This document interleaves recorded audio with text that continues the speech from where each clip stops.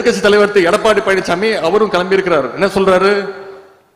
தமிழ்நாட்டு உரிமைகளை நான் காப்பாற்ற போறேன் அப்படின்றாரு. இதை சொன்னா நம்மளை விட்டுருங்க, அதிமுக நம்ப மாட்டான்.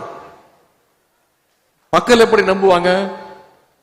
கடந்த 10 வருடங்களாக தமிழ்நாட்டுடைய உரிமைகள் அத்தனையும் பாஜக அடகு வச்சவர் தான், ஆட்சியில் இருக்கும் போது அடகு வச்சவர் தான் இன்றைக்கு எதிர்க்கட்சி தலைவர் இருக்கக்கூடிய திரு எடப்பாடி பழனிசாமி அவர்கள்.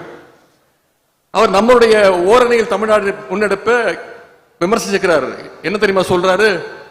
திமுக பாத்தீங்கன்னா தேர்தல் வந்தோடனே தமிழ்நாட்டு மக்களுடைய கதவுகளை எல்லாம் தட்டுது அப்படின்னு சொல்லி இருக்கிறார். ஊர்வலம் கிளம்பி இருக்கிறார், சொகுசு பஸ்ல பார்த்திருப்பீங்க தொலைக்காட்சியில. திரு எடப்பாடி பழனிசாமி அவர்களே, நான் உங்களிடத்திலே பணிவாக சொல்லிக் கொள்வது, நாங்கள் உங்களை போல டெல்லிக்கு திருட்டுத்தனமாக சென்று அமித்ஷாவுடைய வீட்டு கதவையோ அல்ல கமலாலத்துடைய வீட்டு கதவையோ தட்டவில்லை.